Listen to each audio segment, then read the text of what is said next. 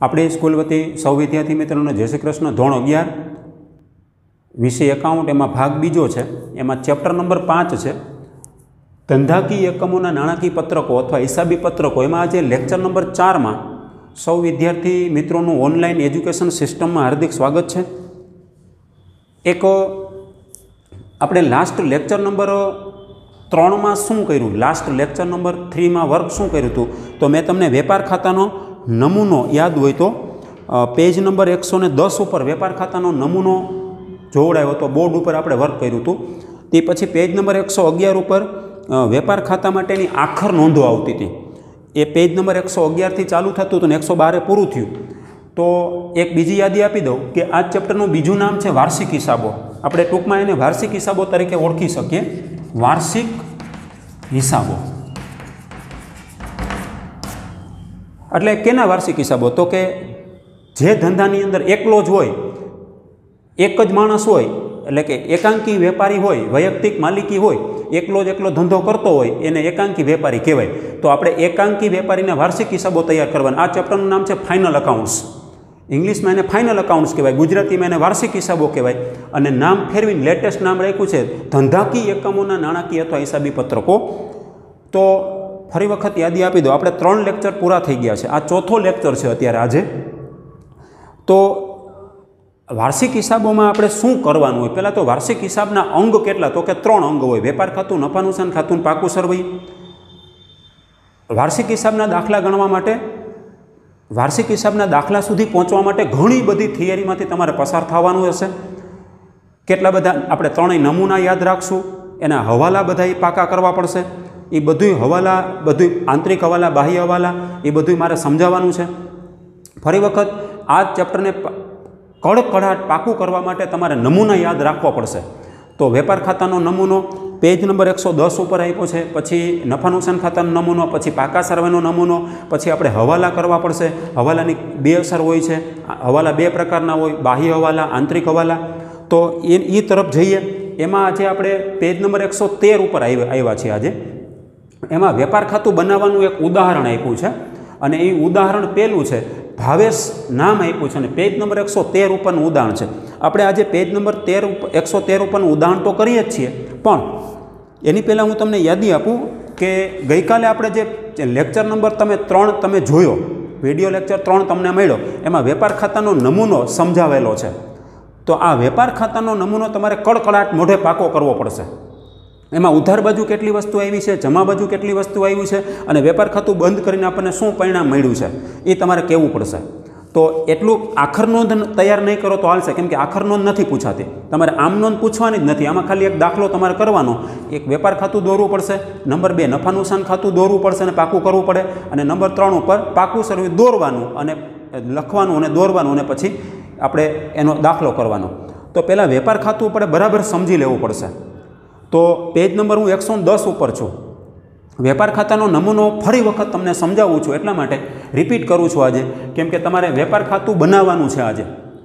Page number 113 ઉપર ઉદાહરણ પહેલું એ તમારે તૈયાર કરવાનું છે। પહેલી આપણે વાત કરી લઈએ કે વેપાર ખાતાની ઉધાર બાજુ આવે શું, વેપાર ખાતાની વિગતો, ઉધાર બાજુની વિગતો અને જમા બાજુની વિગતો। તો કે ઉધાર બાજુની વિગતમાં હંમેશા પહેલાં વેપાર ખાતાનો નમૂનો, એમાં ઉપર હેડિંગ લખવાનું, શ્રી ખાલી જગ્યાનું તારીખ ખાલી જગ્યાના રોજ પૂરા થતા વર્ષનું વેપાર ખાતું। પછી વેપાર ખાતું દોરાઈ જાય, આખા પેજમાં દોરાઈ જાય, પછી એની ડાબી બાજુ ઉધાર લખવાનું, જમણી બાજુ જમા લખવાનું કોર્નર ઉપર। કેમ? ખાતું, જેમાં પાછળ ખાતું શબ્દ આવે એમાં તમારે ઉધાર જમા લખવું ફરજિયાત છે। હવે વેપાર ખાતાની ઉધાર બાજુ શું આવે, તો કે વેપાર ખાતાની ઉધાર બાજુ હંમેશા શરૂઆતનો સ્ટોક 2 પ્રકારના હોય, શરૂ સ્ટોક અને આખર સ્ટોક। શરૂ સ્ટોક ઉધાર બાજુ આવે, આખર સ્ટોક જમા બાજુ આવે, આમ યાદ રાખવાનું। શરૂ સ્ટોક ઉધાર બાજુ, આખર સ્ટોક જમા બાજુ। જુઓ, શરૂ સ્ટોક ઉધાર બાજુ લખ્યો છે, તો આખર સ્ટોક જમા બાજુ લખ્યો છે। તમારે પેજ નંબર 110 ઉપર દરેક વિદ્યાર્થી રકમ વાંચવાની ટેવ પાડશે, પેન્સિલ ભેગી જ રાખશે દરેક વિદ્યાર્થી। પછી ખરીદી આપે છે, ખરીદી ઉધાર બાજુ, વેચાણ જમા બાજુ, આવી રીતે યાદ રાખવાનું। ખરીદી ઉધાર બાજુ, વેચાણ જમા બાજુ।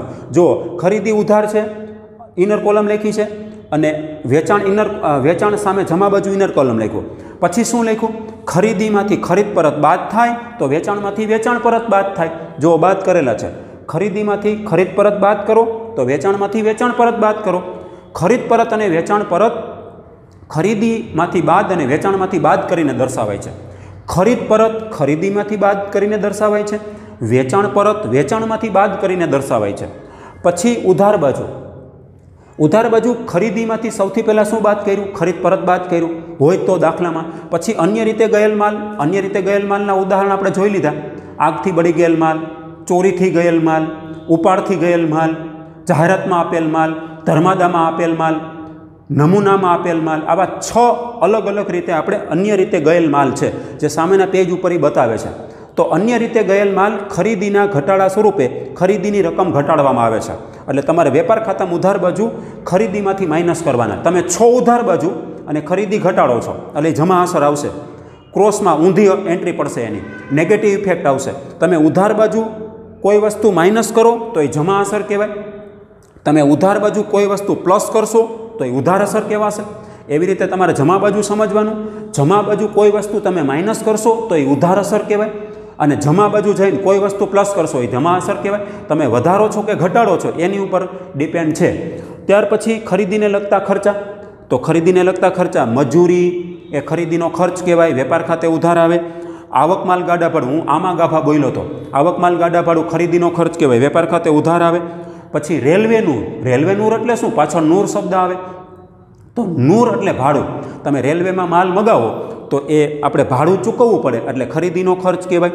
પછી ઓક્ટ્રો એ ઇંગ્લિશ શબ્દ છે, એનું ગુજરાતી નામ છે જગાત. જગાત હવે નીકળી ગયો, એની જગ્યાએ જીએસટી આવી ગયો. એ જીએસટી ખરીદીનો ખર્ચ કહેવાય. ઓક્ટ્રો ટૂંકમાં ઓક્ટ્રો એટલે જીએસટી, ત્યાં પેન્સિલથી લખી લેજો. ઓક્ટ્રો એટલે જીએસટી એ ખરીદીનો ખર્ચ કહેવાય. પછી કસ્ટમ ડ્યુટી, ગુજરાતીમાં એને આયાત જગાત કહેવાય. એક્સપોર્ટ ઇમ્પોર્ટ, જ્યારે આયાત જગાત કરતા હોય, આયાત જગાત લાગે એટલે વિદેશમાંથી તમે માલ મગાવો તો વિદેશમાંથી માલ આવે તો તમારે એની કસ્ટમ ડ્યુટી ભરવી પડે, ખરીદીનો ખર્ચ કહેવાય.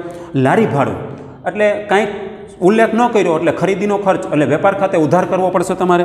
ગોદી ચાર્જ, ડોક ચાર્જ ને ક્લિયરિંગ ચાર્જ. અંડરલાઇન કરજો, પાછળ ચાર્જ શબ્દ આવે. ચાર્જ પાછળ ચાર્જ શબ્દ આવે ને એટલે તમારે વેપાર ખાતે ઉધાર લખવાનું. શું કરવાનું? પાછળ ચાર્જ શબ્દ આવે, ત્રણેયને છગડીયો કાઉન્સ મારી દો. ગોદી ચાર્જ, ડોક ચાર્જ અને ક્લિયરિંગ ચાર્જ. એ ક્યાં થાય ખર્ચ? તમે વિદેશથી માલ મગાવો છો તો વિદેશથી માલ મગાવો ત્યારે આ ખર્ચ લાગશે. તો એ બંદર ઉપર થતો ખર્ચ છે, પોર્ટ ઉપર થતો ખર્ચ છે. એ ખર્ચ તમારે ખરીદીનો ખર્ચ માનશો એટલે વેપાર ખાતે ઉધાર આવશે. પછી ડેમરેજ એટલે શું? જો નીચે લખ્યું છે ડેમરેજ એટલે બંદર, રેલવે કે બંદર પરથી માલની ડિલિવરી મોડી લેવા બદલ ચૂકવવાની થતી દંડની રકમને ડેમરેજ કહેવાય. તમે રેલવેમાં માલ મગાવ્યો, દાખલા તરીકે અમદાવાદથી માલ આવ્યો અને રેલવેના સત્તાવાળાઓએ આપણને જાણ કરી ટેલિફોનિક કે તમારો માલ આવતા 24 કલાકમાં તમે અહીંથી અમારા ગોડાઉનમાંથી લઈ જાજો. અને આપણે 24 કલાક પછી જેટલું પહોંચીએ, 24 કલાક પછી આપણે પૂગ્યા તો જેટલું મોડું કર્યું ને આપણે, જેટલા ટાઈમ સમય મોડું થયું છે ને તો ચૂકવવી પડતી દંડની રકમ એને ડેમરેજ કહેવામાં આવે છે. ડેમરેજ અને ખરીદીનો ખર્ચ માની અને વેપાર ખાતે ઉધાર કરવામાં આવે છે. પછી દરમાયો. દરમાયો એટલે નીચે લખ્યું છે દરમાયો એટલે માસિક પગાર કે વેતન. માસિક પગાર કે વેતન એને દરમાયો કહેવાય. એ ખરીદીનો ખર્ચ માનીને વેપાર ખાતે ઉધાર થશે. પછી ખરાજાત ખર્ચ છે. ખરાજાત સામેના પેજ ઉપર 111 પેજ ઉપર લખ્યું. ખરાજાત એટલે શું? મજૂરી કે બગાડને કારણે માલ પાછળ થતા ખર્ચને ખરાજાત ખર્ચ કહેવાય. મેં તમને એક ઉદાહરણ આપ્યું હતું, યાદ હોય તો, કે દાખલા તરીકે માર્કેટિંગ યાર્ડ હોય તો માર્કેટિંગ યાર્ડની અંદર ખેડૂતનો માલ એમને છૂટો પડ્યો હોય, મગફળી છે, કપાસ છે, ઘઉં છે, એરંડા છે, તુવેર છે, આ બધી ખેડૂતોની જણસ છે. એ છૂટામાં પડ્યો હોય, છૂટો માલ એમને પડ્યો હોય ખુલ્લામાં, અને અચાનક વરસાદ પડે તો માલનો બગાડ થાય. માલનો બગાડ થાય તો બગાડ પાછળ તમે જેટલો ખર્ચ કરવો પડે ને એને ખરાજાત ખર્ચ કહેવાય. એ ખરાજાત ખર્ચ વેપાર ખાતે ઉધાર કરવો પડે. પછી વોરફેજ, તો અહીં લખ્યો જ છે પેજ નંબર 111 ઉપર. વોરફેજ એટલે શું? તો કે માલ મોકલાવેલ સ્થળેથી નૂર ઓછું ગણાયું હોય ત્યારે આપવાની થતી તફાવતની રકમને વોરફેજ કહેવાય. એક સ્થળેથી બીજા સ્થળે આપણે માલ મોકલાવીએ તો નૂર જો ઓછું ગણાયું હોય, નૂર એટલે ભાડું. દાખલા તરીકે આપણે અમદાવાદથી માલ મગાવીએ છીએ, રેલવેમાં માલ મગાવ્યો, માનો કે 5 ટન માલ મગાવ્યો આપણે રેલવેમાં, તો 5 ટન માલ મગાવ્યો, ટનનો ભાવ 100 રૂપિયા છે, તો 5 ટન ગુણ્યા તમે 100 કરો એટલે 500 રૂપિયા આપણે દેવાના થાય. પણ રેલવે સત્તાવાળાઓએ શું કર્યું કે એનો ભાવ 100 રૂપિયાને બદલે દાખલા તરીકે 90 રૂપિયા લગાડ્યો, એટલે 5 ગુણ્યા 90 કર્યા એટલે 450 રૂપિયા થયા.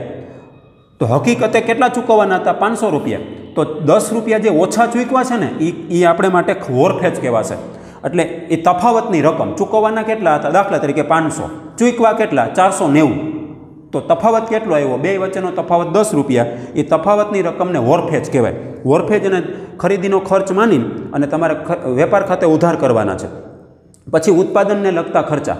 ઉત્પાદનને લગતા એટલે આપણે અહીંયા સામેના પેજ ઉપર કીધું છે કે ઉત્પાદન ખાતું અલગ તૈયાર કરવામાં આવતું નથી. કોઈ એકાંકી વેપારી એવી હોય પેઢી કે જે ઉત્પાદનના ફિલ્ડમાં કામ કરતી હોય, મેન્યુફેક્ચરિંગ કરતી હોય, પ્રોડક્શન કરતી હોય, તો એને ઉત્પાદન ખાતું બનાવવું પડે ને. પણ ઉત્પાદન ખાતું બનાવવાનું ના પડે, આપણા અભ્યાસક્રમમાં સમાવિષ્ટ નથી, સિલેબસમાં નથી, તો એ ઉત્પાદનના ખર્ચા નાખશે ક્યાં બધાય? છે તો એકાંકી વેપારી, ભાગીદારી તો છે નહીં, તો બધાય વેપાર ખાતામાં ઉધાર લખશે. આવા સંજોગોમાં વેપાર ખાતું એ જ ઉત્પાદન ખાતું ગણાશે. તો તમારે ઉત્પાદનને લગતા ખર્ચા વેપાર ખાતામાં ઉધાર બાજુ લખવાના. કયા કયા ખર્ચા આવે તો એમાં ધ્યાન આપો. ઉત્પાદક મજૂરી એ ઉત્પાદનનો ખર્ચ કહેવાય, એટલે વેપાર ખાતે ઉધાર આવે. રોયલ્ટી એ ઉત્પાદનનો ખર્ચ એટલે વેપાર ખાતે ઉધાર આવે. આ બધા ખર્ચના ખાતા. મેં તમને કીધું હતું કે રોયલ્ટી એટલે સામેની વ્યક્તિની મિલકતનો આપણે યુઝ કરીએ છીએ અને બદલામાં એને જે આપણે લેન્ડલોડ પાર્ટીને જે ચાર્જ ચૂકવવો પડે ને એને રોયલ્ટી કહેવામાં આવે છે. ત્યાર પછી કારખાનાના ખર્ચા. કારખાનાના ખર્ચા 6 પ્રકારના છે. મેં તમને કીધું હતું કે કારખાના શબ્દ વાપરે, કારખાના શબ્દ વાપરે કે ફેક્ટરી શબ્દ વાપરે. યાદ રાખજો, 12મા ધોરણની દ્રષ્ટિએ અત્યંત ઇમ્પોર્ટન્ટ ચેપ્ટર છે આ.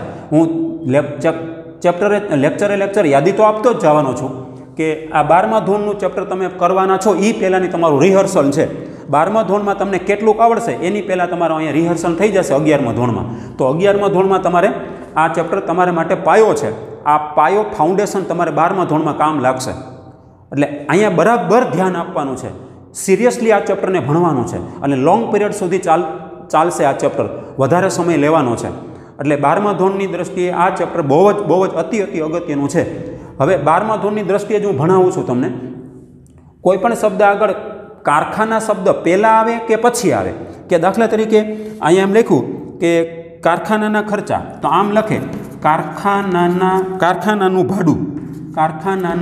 ભાડું, અથવા એમ લખે ભાડું કારખાનાનું. બરાબર યાદ રાખજો, આ બે શબ્દ એક જ થાય. કારખાનાનું ભાડું લખો કે ભાડું કારખાનાનું, અથવા એમ લખે ફેક્ટરી ખર્ચા, ફેક્ટરીનું ભાડું એમ લખે. તો અહીં જુઓ, કારખાનાનું ભાડું એને બદલે ફેક્ટરીનું ભાડું લખી નાખ્યું. તો ફેક્ટરી એટલે કારખાનું, ઉત્પાદન ક્યાં થતું હોય તો કે કારખાનામાં, એટલે ઉત્પાદનનો ખર્ચ છે. ભાડું એ ઉત્પાદનનો ખર્ચ છે. આગળ ફેક્ટરી શબ્દ લખે, આગળ કારખાનું શબ્દ લખે, પાછળ કારખાનું શબ્દ લખે કે પાછળ ફેક્ટરી શબ્દ લખે. કારખાનો શબ્દ આવે કે ફેક્ટરી શબ્દ આવે એટલે ઉત્પાદનનો ખર્ચ કહેવાય. ઉત્પાદન ક્યાં ખર્ચા તો કે કારખાનાનું ભાડું, કારખાનાના કરવેરા, કારખાનાની વીજળી, કારખાનાનું બળતણ, કારખાનાનો કોલસો, કારખાનાનો ગેસ.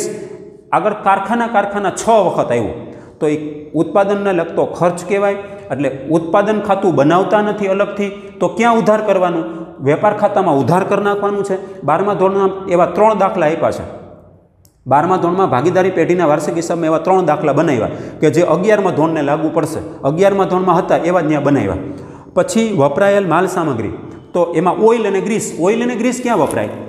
એ કારખાનામાં વપરાય. એટલે ઉત્પાદન ક્યાં થતું હોય? કારખાનામાં. એટલે કારખાનાને લગતો ખર્ચ, ઉત્પાદનને લગતો ખર્ચ થયો. કારખાનાના મકાનનો ઘસારો, કારખાનું જે મકાનમાં ચાલુ છે અત્યારે એ મકાનનો ઘસારોનો આપણે શબ્દ આવે છે. આપણું બીજું ચેપ્ટર ઘસારાનું છે. તો ઘસારો એટલે શું? તો કે ઘસારો આગળ જતાં આપણે ચર્ચા કરીશું તો એની વાત નીકળશે ત્યારે. ઘસારો એટલે મિલકતની કિંમતમાં દર વર્ષે કિંમતમાં ઘટાડો કરવામાં આવે અને ઘસારો કહેવામાં આવે છે. ઘસારો એ ધંધાનો મહેસૂલી અને બિનરોકડ ખર્ચ માનવામાં આવે છે. ઘસારો એ ધંધાનો મહેસૂલી ખર્ચ એટલે નફા નુકસાન ખાતે ઉધાર કરવો પડશે. પછી કારખાનાના પ્લાન્ટ યંત્રોનો ઘસારો, પ્લાન્ટ યંત્રો ક્યાં હોય? કારખાનામાં હોય, અને એનો ઘસારો એટલે પ્લાન્ટ યંત્રોની કિંમત ઘટાડવાની છે વર્ષને અંતે. ઘસારો એટલે કિંમત ઘટાડવી કેની? મિલકતની. પ્લાન્ટ યંત્રો એ કાયમી મિલકત ગણાશે. તો પ્લાન્ટ યંત્રોનો ઘસારો ગણો, પણ કારખાનાના એ ઉત્પાદનને લગતો ખર્ચ ગણાશે. બસ આટલી વસ્તુ તમારે ઉધાર કરવાની છે. તો વેપાર ખાતામાં ઉધાર બાજુ શું આવે? આપણે દાખલા સુધી પહોંચીએ એ પહેલાં આપણે આનો નમૂનો પાકો કરવો પડશે. વેપાર ખાતાનો સ્પેસિમેન તમારે પાકો કરવો પડશે. આટલી વસ્તુ વેપાર ખાતામાં ઉધાર બાજુ આવે છે. હવે વેપાર ખાતામાં જમા બાજુ શું આવે? તો કે સૌથી પહેલાં વેપાર ખાતામાં વેચાણથી શરૂઆત કરો. વેપાર ખાતાની ઉધાર બાજુ શું આવે? તો કે સૌથી પહેલાં શરૂઆતનો સ્ટોક આવે. જમા બાજુ સૌથી પહેલાં શું આવે? વેચાણ આવે. બાદ એમાંથી વેચાણ પરત બાદ કરો. વેચાણ પરત હંમેશા વેચાણમાંથી બાદ થાય છે, એટલે ચોખ્ખું વેચાણ આઉટર કોલમ લખો. ઇનર અંદરના ભાગમાં આંકડો લખે એને ઇનર કોલમ કહેવાય. બહાર આંકડો લખે એને આઉટર કોલમ કહેવાય. પછી ભંગાર માલનું વેચાણ કરો એ વેપાર ખાતામાં જમા બાજુ આવે. એટલે કોઈ એવું ભંગાર માલનું વેચાણ કર્યું હોય તો, દાખલામાં હોય તો, નકર કાંઈ લખવાનું થાય નહીં. પછી આખર માલનો સ્ટોક. આખર માલનો સ્ટોક એટલે શું? વર્ષને અંતે વેચાયા વગરના માલને આખર સ્ટોક કહેવામાં આવે છે, જેનું બીજું નામ છેવટનો સ્ટોક છે. છેવટનો સ્ટોક. છેવટનો સ્ટોક કયો અથવા આખર સ્ટોક કયો, જેને ઇંગ્લિશમાં ક્લોઝિંગ સ્ટોક કહેવામાં આવે છે. તો સ્ટોક ધંધામાં બે પ્રકારના હોય, ઓપનિંગ, ક્લોઝિંગ. શરૂઆતનો સ્ટોક, આખરનો સ્ટોક. શરૂઆતનો સ્ટોક એ વેપાર ખાતાની ઉધાર બાજુ આવે, આખર સ્ટોક વેપાર ખાતાની જમા બાજુ આવે. સામ સામે હોય છે હંમેશા, એક ઉધાર બાજુ હોય તો એક જમા બાજુ હોય. તો વેચાયા વગરનો સ્ટોક પડ્યો છે એને આખર સ્ટોક કહેવાય. તો તમારે આખર સ્ટોક જમા બાજુ લખવાનો છે વેપાર ખાતામાં. હવે તમારે શું કરવાનું? વેપાર ખાતું બંધ કરવાનું છે. વેપાર ખાતું બંધ કરો. આપણે યાદ કરો, આપણે ચેપ્ટર નંબર 9માં ખાતા વહી ખતવણીમાં ભણી ગયા. કોઈ પણ ખાતું તમે બંધ કરો તો 3 સ્થિતિ બતાવે. 3માંથી એક એ ખાતાની જમા બાકી આવશે, અથવા ઉધાર બાકી આવશે, અથવા ખાતું સરભર થશે. તો જમા બાકી ક્યારે આવશે? તો કે વેપાર ખાતાની જમા બાજુનો સરવાળો વધારે થાય તો. સમજી લ્યો, વેપાર ખાતાની જમા બાજુનો સરવાળો વધારે થાય ઉધાર બાજુ કરતાં, તો એ જમા બાકી આવશે, પણ તફાવતની રકમ ઉધાર બાજુ લખાશે. એવી જ રીતે અને વેપાર ખાતાની જમા બાકીને કાચો નફો કહેવાય. મેં તમને લેક્ચર નંબર 3માં કીધું હતું કે રફકામમાં 5 વાક લખજો. વેપાર ખાતાની જમા બાકીને શું કહેવાય? પ્રશ્ન છે, વેપાર ખાતાની જમા બાકીને શું કહેવાય? શું કહેવાય? તો કે જવાબ શું આવશે એનો? તો કે જમા બાકી કાચો નફો કહેવાય. કાચો નફો કહેવાય. એક આ પ્રશ્ન છે, વેપાર ખાતાની જમા બાકીને શું કહેવાય? તો કે કાચો નફો કહેવાય. બીજો, વેપાર ખાતાની, આને આધારે જ પ્રશ્ન બને છે. અહીંયા જમા છે તો અહીં ઉધાર. ઉધાર બાકીને શું કહેવાય? તો વેપાર ખાતાની જમા બાકીને જો કાચો નફો કહેવાતો હોય તો વેપાર ખાતાની ઉધાર બાકીને શું કહેવાય? કાચી ખોટ. આ બે તમને પ્રશ્ન કીધા હતા, યાદ હોય તો રિપીટ કરું છું, યાદી આપું છું. તો તમારે વેપાર ખાતું બંધ કરવું પડશે. વેપાર ખાતાની જમા બાજુનો સરવાળો વધારે થાય એટલે જમા બાકી આવી કહેવાય. એ જમા બાકીને કાચો નફો કહેવાય.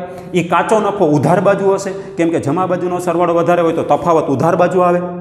હવે એવી જ રીતે વેપાર ખાતાનું, માનો કે ઉધાર બાજુનો સરવાળો વધારે છે, જો તો ઉધાર બાજુનો સરવાળો વધારે છે જમા બાજુ કરતાં, તો તફાવતની રકમ આવે એને ઉધાર બાકી કહેવાય. અને વેપાર ખાતાની ઉધાર બાકીને કાચી ખોટ કહેવાય. અને કાચી ખોટ મળે જમા બાજુથી, કેમ કે તફાવત તમે જે મૂક્યો છે તફાવતની રકમ એને જ કાચી ખોટ કહેવાય, એને જ ઉધાર બાકી કહેવાય. તો ઉધાર બાજુનો સરવાળો વધારે હોય તો આવનારી રકમને ઉધાર બાકી કહેવાય. જમા બાજુનો સરવાળો વધારે હોય તો આવનારી તફાવતની રકમને જમા બાકી કહેવાય. પણ એ તફાવતની રકમ ઓપોઝિટમાં હશે. જમા બાજુનો સરવાળો વધારે હોય તો તફાવતની રકમ ઉધાર બાજુ હશે. જો ઉધાર બાજુની રકમનો સરવાળો વધારે હોય તો તફાવતની રકમ જમા બાજુ હશે. તમારે આટલું યાદ રાખવાનું, જો જમા બાજુનો સરવાળો વધારે થાય ઉધાર બાજુ કરતાં એટલે જમા બાકી આવશે. જો ઉધાર બાજુનો સરવાળો વધારે થાય તો તમારે ઉધાર બાકી આવશે. આટલું યાદ રાખો. જમા બાજુનો સરવાળો વધારે થાય એટલે તફાવતની રકમ જમા બાકી આવશે.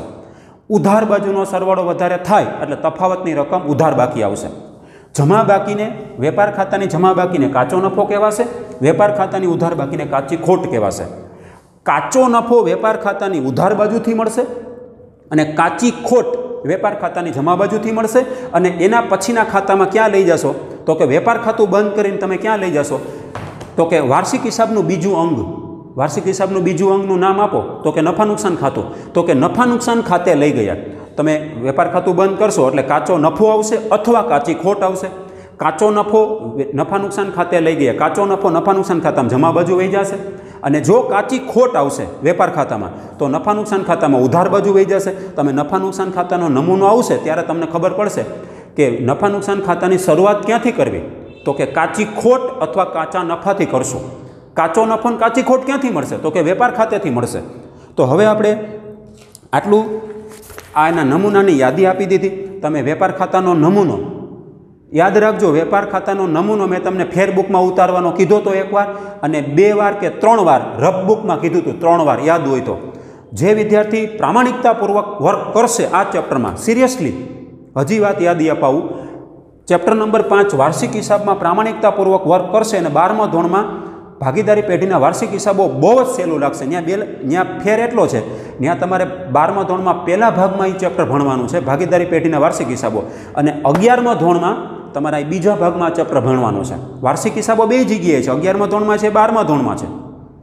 11मा धोरण में एकांकी होय एकलो होय एनी अने 12मा धोरण में भागीदारी होय एनी एटले एक करता वधारे होय एना एटले अहींया तमारे बीजा भाग में वार्षिक हिसाब आवशे 12मा धोरण में पहला भाग में वार्षिक हिसाब आवशे। ત્યાં બીજું જ ચેપ્ટર છે બોર્ડમાં ફરજિયાત 11 માર્કનો દાખલો પૂછાય છે ભાગીદારી પેઢીના વાર્ષિક હિસાબનો 11 માર્કનો દાખલો બોર્ડમાં ફરજિયાત આવે છે। તો અહીંયા પણ તમારે 11 માર્કનો દાખલો આપણે વાર્ષિક પરીક્ષામાં પૂછવામાં આવશે।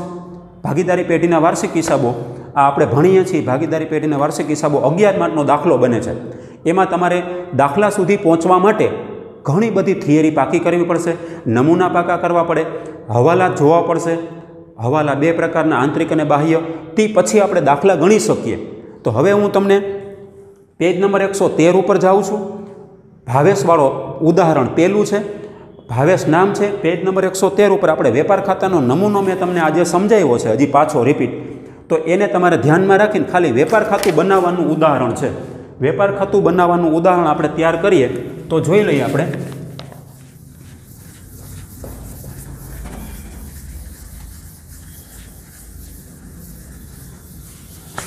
तो जो वेपार खातुं कई रीते बनाववुं पेज नंबर 113 पर है खाली आटली ज वस्तु है एकदम नानो एवो दाखलो है सिम्पल है तमने खाली ट्रायल आपे छे कि जो जी तमे ट्राय करो कई वस्तु क्या लखाय वेपार खाता में वेपार खातानी विगतो उधार बाजू लखवी के जमा बाजू क्या लखशो। स्पेशियल वेपार खातुं बनाववानुं छे एटले एमां नफा नुकसान खातानी विगत नहीं होय पाका सर्वेनी कोई विगत नहीं मूके। तमारे 3 वस्तुमांथी पसार थवानुं वेपार खातुं नफा नुकसान खातुं पाकું सर्वे। अत्यारे आपणे कयुं पाकું करीए मात्र वेपार खातुं तैयार करीए छीए।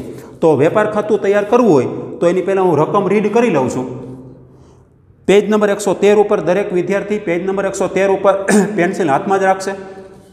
ऊपर लख्युं छे वेपार खातुं बनाववानुं उदाहरण।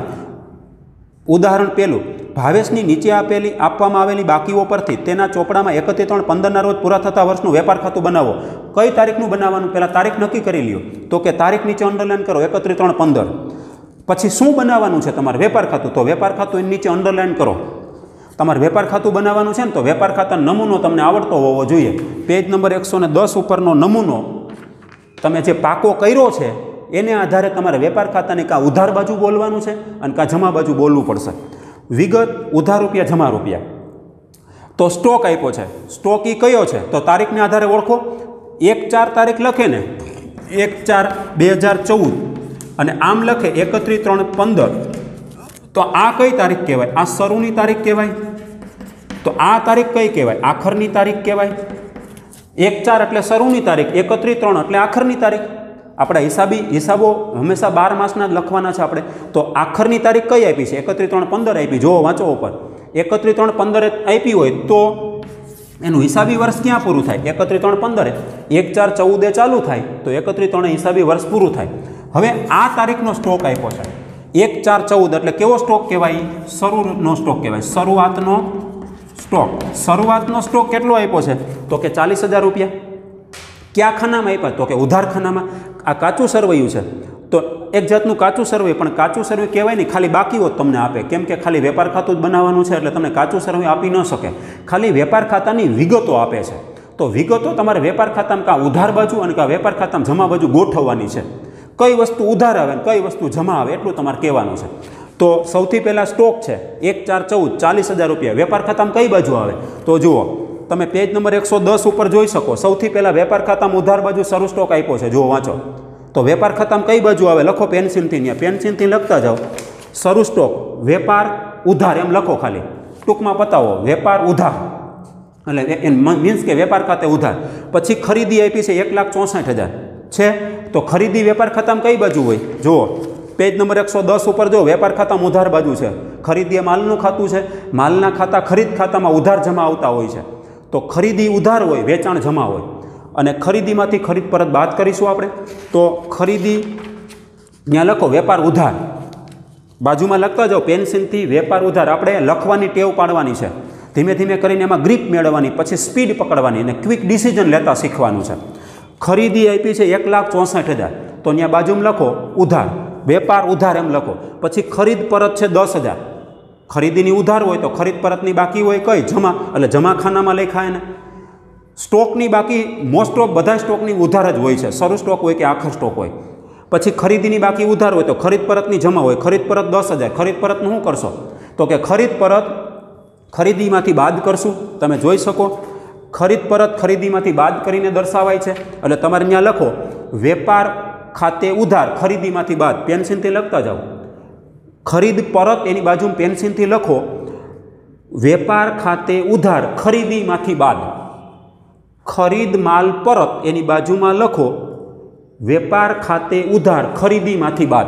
પછી આવે છે વેચાણ, વેચાણ વેપાર ખાતામાં કઈ બાજુ હોય બોલો, જુઓ જી એના નમૂનામાં જુઓ પેજ નંબર 110 ઉપર, વેચાણ હંમેશા વેપાર ખાતામાં જમા બાજુ હોય, ખરીદી ઉધાર બાજુ હોય તો વેચાણ જમા બાજુ હોય।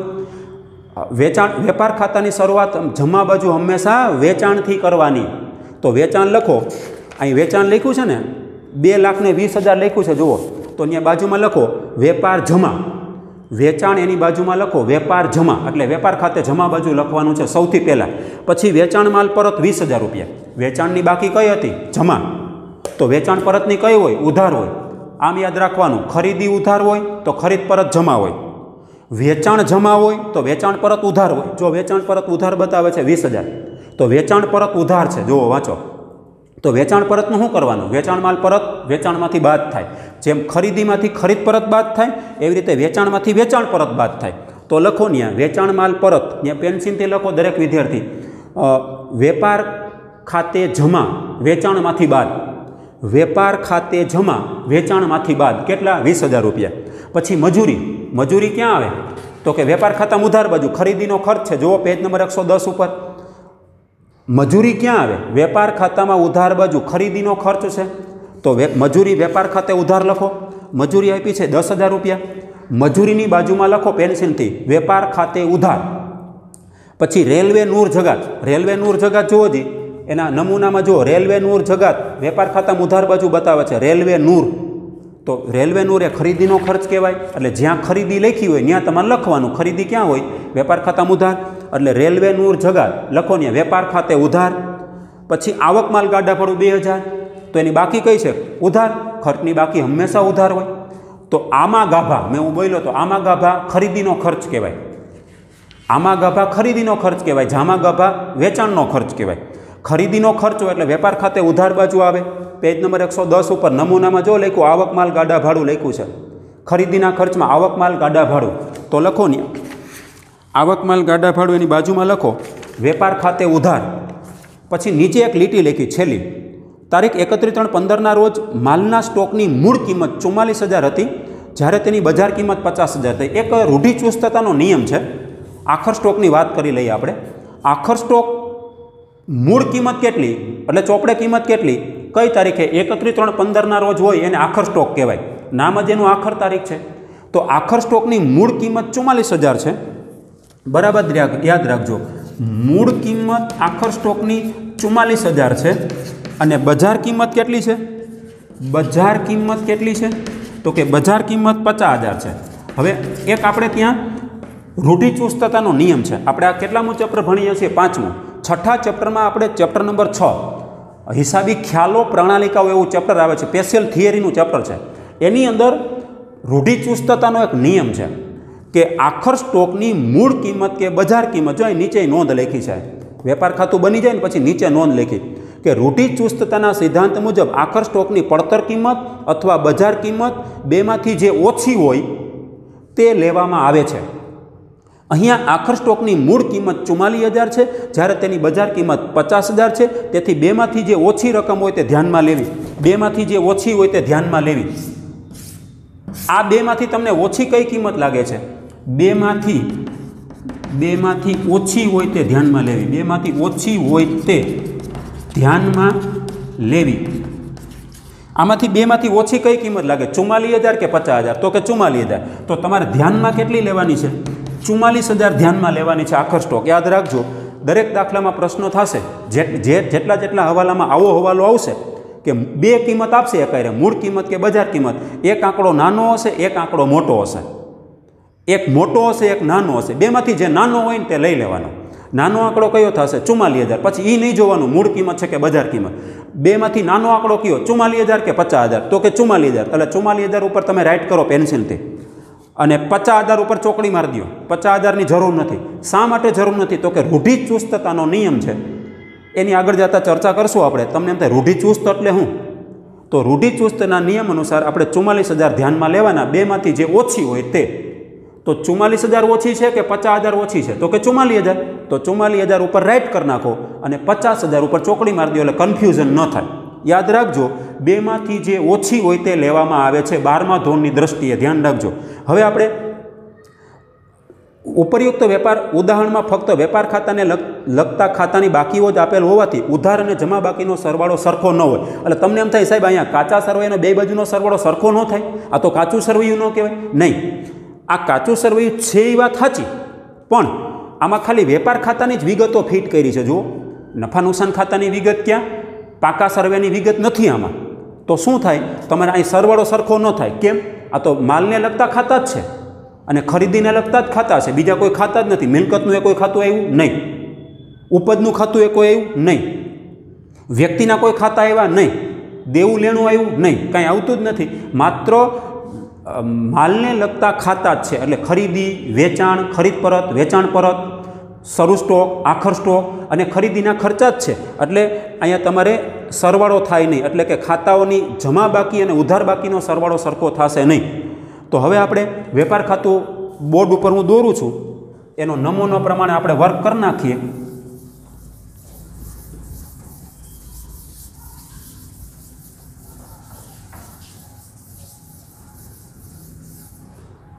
તો સૌથી પહેલાં તમારે વેપાર ખાતું દોરવાનું છે. તો જુઓ,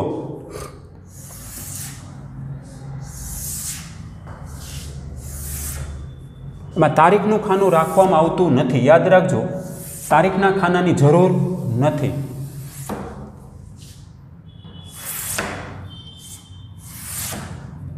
બને ત્યાં સુધી તમારે વેપાર ખાતું અડધા પેજમાં દોરવાનું રહેશે. દરેક દાખલામાં તમારે નિયમ રાખવાનો, અડધાથી પોણા પેજ સુધી દોરવાનો. ઉપર તમારે મથાળું લખવાનું છે. ઉદાહરણ પહેલું, વિગત, રકમ રૂપિયા, વિગત અને રકમ રૂપિયા, જમા, જમણી બાજુ જમા, ઉધાર ડાબી બાજુ ઉધાર. હવે તમારે મથાળું ઉપર લખવાનું. માલિકનું નામ શું આપ્યું? ભાવેશ. તો તમારે લખવાનું ભાવેશનું તારીખ. કઈ તારીખનું છે? તો કે 31/3/2015 રોજ પૂરા થતા વર્ષનું વેપાર ખાતું. આ મથાળું કહેવાય, શીર્ષક કહેવાય. શીર્ષકના પણ બોર્ડમાં માર્ક આપવામાં આવે છે. આ શીર્ષક તમારે લખવું ફરજિયાત રહેશે. ભાવેશ એમાં લખ્યું જ છે રકમમાં. ભાવેશનું તારીખ 31/3/15. જો અહીંયા ઉપર લખ્યું છે 31/3/15 રોજ, ના રોજ પૂરા થતા વર્ષનું છે. આપણા નમૂનામાં પણ એમ જ લખ્યું છે, ના રોજ પૂરા થતા વર્ષનું શું બનાવો છો? ખાલી વેપાર ખાતું બનાવો છો. તો મેં તમને અહીંયા લખાયું જ છે પેન્સિલથી. અંદર આપણે લખતા હતા વેપાર ખાતે ઉધાર, વેપાર ખાતે જમા, એવું લખતા હતા ને. જેટલું ઉધાર લખ્યું હોય ને એટલું ઉધાર બાજુ મૂકી દો, જમા લખ્યું એટલું જમા બાજુ લખી નાખો અને પછી એનો ખાતું બંધ કરી નાખો અને ખાતાની બાકી કાઢો. વેપાર ખાતું છે એટલે એ કાં કાચો નફો આવશે કાં કાચી ખોટ આવશે. વેપાર ખાતાનું પરિણામ આપણને શું મળે? કાં કાચો નફો કે કાચી ખોટ. હવે આપણે વેપાર ખાતાની ઉધાર બાજુ અને જમા બાજુ શું આવે તમે લખીને બતાવ્યું જ છે. તો સૌથી પહેલાં વાંચતું જવાનું. સ્ટોક, એ શરૂ સ્ટોક કહેવાય. ત્યાં લખી લેજો શરૂ સ્ટોક. કેમ? એમાં 1/4/14 લખ્યું. જુઓ, 1/4/14 લખ્યું છે. તો તમારે લખવાનું શરૂઆતનો સ્ટોક હંમેશા વેપાર ખાતામાં ઉધાર બાજુ. તો અહીં લખવાનું શરૂ સ્ટોક, તારીખ છે 1/4/14. શરૂ સ્ટોક કેટલો આપ્યો? 40,000. તો 40,000 ઉધાર લખી નાખો. બીજું, એ નિયમ યાદ રાખી લ્યો કે અહીંયા ઉધાર ખાનામાં જે અમાઉન્ટ હોય ને રકમ, એ ઉધાર બાજુ જાય અને અહીં જમા ખાનામાં હોય ને જમા બાજુ જાય. બરાબર યાદ રાખજો. કાચું સરવૈયું જ કહેવાય એક જાતનું. ઉધાર ખાનામાં રકમ હોય એ ઉધાર બાજુ જાય. આપણે આની પહેલાંની યાદી આપું તમને. પેજ નંબર આપણે 108 ઉપર મેં તમને કીધું હતું કે વાર્ષિક હિસાબ ગણવા માટે કાચા સરવાઈની બાકીઓ કેવી રીતે ગોઠવવી. પેજ નંબર 108, દરેક વિદ્યાર્થી પેજ નંબર 108 ઉપર આવી જશે. જે 12મા ધોરણની દ્રષ્ટિએ અતિ ઇમ્પોર્ટન્ટ ગણાય. તો ઉધાર બાકીઓ ક્યાં લઈ જવી? કાચા સરવૈયાની ઉધાર બાકી જે રકમ આપી હોય ક્યાં લઈ જવી? તો કે વેપાર ખાતામાં ઉધાર બાજુ, અથવા નફા નુકસાન ખાતામાં ઉધાર બાજુ, અથવા પાકા સરવૈયામાં મિલકત લેણા બાજુ. એટલે ઉધાર બાકી બધી સચવાઈ ગઈ. હવે કાચા સરવૈયાની જમા બાકીઓ ક્યાં લખાય? તો કે વેપાર ખાતાની જમા બાજુ, અથવા ન્યા ન જાય તો અથવા નફા નુકસાન ખાતામાં જમા, અથવા પાકા સરવૈયામાં મૂડી દેવા બાજુ લખાય. તો આપણી પાસે તો અત્યારે નફા નુકસાન ખાતું તો છે નહીં, આપણી પાસે પાકું સરવૈયું નથી, આપણી પાસે ખાલી વેપાર ખાતું છે. તો તમારે આ ઉધાર બાકીઓ જે બતાવે છે ને બધા ઉધાર ખાનામાં આંકડા, એ બધું ઉધાર બાજુ લેવાના છે. એક ખરીદ પરતની વેચાણ પરત સિવાય યાદ રાખજો. ખરીદ પરત અને વેચાણ પરત શા માટે એ પણ હું તમને કહું હમણાં. તો કે જમા બાકી હોય ને જમા ખાનામાં, એ જમા બાજુ લખી નાખવાની. તમારે આટલું એક સિમ્પલ યાદ રાખવાનું. ઉધાર ખાનાના જે આંકડા આપ્યા છે એ ઉધાર બાજુ ગોઠવી દેવાના. ઉધાર ખાનાના આંકડા બધા ઉધાર બાજુ અહીંયા ગોઠવાશે અને જમા ખાનાના આંકડા અહીંયા જમા બાજુ ગોઠવાઈ જશે. બસ આટલું યાદ રાખો. તો શરૂ સ્ટોક હંમેશા વેપાર ખાતામાં ઉધાર બાજુ. તો સૌથી પહેલાં શરૂ સ્ટોક 40,000 જો ઉધાર હતો એટલે ઉધાર બાજુ આવી ગયો. આવી રીતે યાદ રાખવાનું, ગોખવાનું નથી. ઉધાર ખાનાનો આંકડો ઉધાર બાજુ ગોઠવાઈ ગયો, એમાં ઉધાર ખાનામાં બતાવે છે જુઓ. ત્યાર પછી ખરીદી શરૂ સ્ટોકની નીચે જ ગોઠવાય. ખરીદી એ માલનું ખાતું છે, એ ઉધાર બાકી છે. 1,64,000 ઉધાર ખાનામાં છે તો તમારે ઉધાર બાજુ લખવાનું, પણ અંદરના ભાગમાં લખવાનું 1,64,000. કેમ અંદરના ભાગમાં? આને ઇનર કોલમ કહેવાય. ઇનર કોલમ એટલે અંદરના ભાગમાં. અહીંયા લખવું એને આઉટર કોલમ કહેવાય. આઉટર કોલમ એટલે બહારના ભાગમાં. ઇનર એટલે અંદરના ભાગમાં, આઉટર કોલમ એટલે બહારના ભાગમાં. હવે મેં અંદરના ભાગમાં લખી. કેમ લખી ઇનર કોલમ? તો કે એમાંથી ખરીદ પરત બાદ કરવાનું. જુઓ, ખરીદ માલ પરત 10,000 આવે છે. તો તમને એમ થાય સાહેબ એમાં તો જમા એટલે જમા બાજુ ન આવે. નહીં, તમારે એક માઇનસની પ્રવૃત્તિ કરવાની છે. તમે માઇનસની પ્રવૃત્તિ એટલે ઘટાડાની પ્રવૃત્તિ કરો છો, રકમ ઘટાડવાની છે. જો ઉધાર બાજુ તમે રકમ ઘટાડતા હોય, આ ઉધાર સાઈડ છે અને 1,64,000માંથી તમારે 10,000 બાદ કરવા હોય, ખરીદ પરત હંમેશા ખરીદીમાંથી બાદ કરીને દર્શાવવામાં આવે છે. તો ખરીદીમાંથી તમે 10,000 માઇનસ કરશો ને એટલે સમજી લેવાનું એ તમારી જમા અસર થઈ કહેવાય. કેમ? તમે ઉધાર બાજુ રકમ ઘટાડો છો. 1,64,000ના કર નાખવાના કેટલા? 1,54,000 થઈ જશે. તો અહીંયા આવશે 1,54,000. કેટલા? 1,54,000 થઈ જશે. અહીંયા લખવાનું ખરીદ પરત માઇનસ ખરીદ પરત, આટલું લખવાનું. યાદ રાખો, ખરીદ પરત ખરીદીમાંથી બાદ કરીને દર્શાવવાનું છે. બાદ કરવાનું બોલ્યા એટલે સમજી લેવાનું એ જમા અસર કહેવાય. તમે રકમ ઘટાડી કે વધારી? તો કે ઘટાડી. એરો ડાઉન થયો તો કે હા. 1,64,000ના કર નાખ્યા કેટલા? 1,54. એટલે ઘટી કે વધી? ઘટી. તો ઘટી ગઈ ને એટલે આ જમા અસર કહેવાય. એટલે જમા બાજુ લખવાનું નથી તમારે. યાદ રાખજો, ખરીદ પરત ખરીદીમાંથી બાદ કરીને દર્શાવાય છે. એવી જ રીતે વેચાણમાંથી વેચાણ પરત બાદ કરીને દર્શાવાશે. ચોખ્ખી ખરીદી કેટલી? તો કે 1,54. એવી રીતે ચોખ્ખું વેચાણ કેટલું? અહીંયા આવી જશે. એના પછી વેચાણની બાકી કઈ હોય? જમા હોય. ખરીદીની ઉધાર હોય તો વેચાણની જમા હોય. વેચાણ હંમેશા વેપાર ખાતામાં કઈ બાજુ આવે? બોલો બધાય. જમા બાજુ. તો સૌથી પહેલાં લખો વેચાણ, પછી વેચાણ પરત છે તો કે હા, એ નીચે જ આપ્યું છે જો 20,000. તો તમારે વેચાણમાંથી વેચાણ પરત બાદ કરવાનું હોય છે. એટલે તમારે પહેલાં વેચાણ શું કરવાનું? ઇનર કોલમ લખવાનું. વેચાણ ઇનર કોલમ, જેમ ખરીદી ઇનર કોલમ લખી એવી રીતે વેચાણ ઇનર કોલમ લખવાનું. કેમ? એમાંથી વેચાણ પરત બાદ કરવાના 20,000. તમને એમ થાય સાહેબ એ 20,000 અહીંયા ન આવે ઉધાર બાજુ, એમાં ઉધાર આંકડો છે જુઓ. નહીં, તમારે વેચાણમાંથી માઇનસ કરવાના છે. કેટલા? 20,000. એટલે આંકડો ઘટે છે. આંકડો ઘટે છે એટલે કઈ અસર આવી? આ ઉધાર અસર કહેવાય. તમે જમા બાજુ, વેપાર ખાતાની જમા બાજુ કોઈ પણ આંકડો ઘટાડો તો એ ઉધાર અસર કહેવાય. શું કહેવાય? એ ઉધાર અસર કહેવાય. આંકડો ઘટી ગયો, 2 લાખમાંથી 20,000 બાદ કરો એટલે કેટલા વધશે? તો કે 2 લાખ રૂપિયા. તો 2,20,000માંથી આંકડો ઘટ્યો કે વધ્યો? તો કે ઘટી ગયો. 2,20,000માંથી 2 લાખ થઈ ગયા. તો 2,20,000માંથી જો 2 લાખ થતા હોય ને તો આને ઉધાર અસર કહેવાય. આ 20,000ની ઉધાર અસર આવી ગઈ કહેવાય. એ ઉધાર ખાનામાં જ આપ્યા જુઓ. તો આ શું છે? તો કે માઇનસ વેચાણ પરત. માઇનસ વેચાણ પરત. અહીં માઇનસની નિશાની રાખું છું. અહીંયા માઇનસ છે. 2,20,000માંથી 20,000 જાય એટલે ચોખ્ખું વેચાણ કેટલું આવે? 2 લાખ. ચોખ્ખી ખરીદી કેટલી આવે? 1,54. યાદ રાખો, ખરીદીમાંથી ખરીદ પરત બાદ કરીને દર્શાવાય છે, એટલે ચોખ્ખી ખરીદી દર્શાવાય છે. વેચાણમાંથી હંમેશા વેચાણ પરત બાદ કરીને દર્શાવાય છે, એટલે ચોખ્ખું વેચાણ દર્શાવાય છે. ચોખ્ખી ખરીદી ચોખ્ખું વેચાણ ક્યારે મળે? ખરીદીમાંથી ખરીદ પરત બાદ કરો તો, અને વેચાણમાંથી વેચાણ પરત બાદ કરો તો ચોખ્ખી ખરીદી મળે, ચોખ્ખું વેચાણ મળે. યાદ રાખો, અહીંયા મેં માઇનસની પ્રવૃત્તિ કરી છે, ઉધાર બાજુ માઇનસની પ્રવૃત્તિ કરી એટલે આ જમા અસર કહેવાય. જમા બાજુ માઇનસની પ્રવૃત્તિ કરી એટલે આ 20,000ની ઉધાર અસર કહેવાય. આ 10,000ની જમા અસર કહેવાય, જે કાચા સર્વેમાં જમા ખાનામાં છે. તમે જોઈ શકો ખરીદ પરત જમા બાજુ છે, અને જમા બાજુ તમે માઇનસની પ્રવૃત્તિ કરી છે એટલે સમજી લેવાનું આ ઉધાર અસર છે. આ તો 20,000 જુઓ કાચા સર્વેમાં ઉધાર બાજુ છે. ફરી વખત સમજાવું છું, હંમેશા ખરીદીમાંથી ખરીદ પરત બાદ થશે. આપણા નમૂનામાં પણ બતાવ્યું છે ને, પેજ નંબર 110 ઉપર તમે જુઓ, ખરીદીમાંથી ખરીદ પરત બાદ કરેલું છે, અને વેચાણમાંથી વેચાણ પરત બાદ થાય એટલે ચોખ્ખી ખરીદી અને ચોખ્ખું વેચાણ મળશે. પણ તમને એમ થાય કે સાહેબ આ ઉધાર ખાનામાં આંકડો હોય તો ઉધાર બાજુ જાય, જમા ખાનામાં આંકડો હોય જમા બાજુ. પણ એવું નથી. તમે ઉધાર બાજુ 1,64,000નો આંકડો ઘટાડો, 1,54 કરો છો તો આ ઉધાર અસર આવી ગઈ કહેવાય. આ જમા અસર કહેવાય 10,000. એ જમા અસર 10,000નો આંકડો તમે માઇનસ કરી નાખો, પછી આ 20,000નો આંકડો માઇનસ કરી નાખો, તો ઉધાર ખાનામાં વેચાણ પરત. તો વેપાર ખાતામાં ઉધાર બાજુ ન આવે. મેં તમને એમ શીખવાડ્યું કે આ બધા ઉધાર આંકડા હોય એ વેપાર ખાતામાં ઉધાર બાજુ મૂકી દો, જમા આંકડા હોય એ વેપાર ખાતામાં જમા બાજુ મૂકી દો. સાવ સહેલું. નમૂના પ્રમાણે એમ નહીં. ખરીદ પરત ખરીદીમાંથી બાદ કરાય, વેચાણમાંથી વેચાણ પરત બાદ કરાય. આટલું યાદ રાખો, વેચાણમાંથી વેચાણ પરત બાદ કરે એટલે ક્રોસ એન્ટ્રી આવશે. બે બાજુથી આંકડા ઓછા થશે. 1,64 ને 1,54 થઈ જશે, 2,20,000 ને 2 લાખ થઈ જશે. એટલે જમા ઉધાર બાજુ પ્રવૃત્તિ કરી એ જમા અસર આપી કહેવાય, જમા બાજુ જે માઇનસ કર્યા એ ઉધાર અસર કહેવાય. ત્યાર પછી આવે છે મજૂરી. મજૂરી વેપાર ખાતામાં કઈ બાજુ આવે? ઉધાર બાજુ. કેમ? ઉધાર ખાનામાં આંકડો હોય તો ઉધાર બાજુ આવે, એટલે મજૂરી તમારે ખરીદીનો ખર્ચ છે, એટલે મજૂરી. પછી આ ટાઇટલ આપવાની જરૂર નથી, ખરીદીનો ખર્ચ.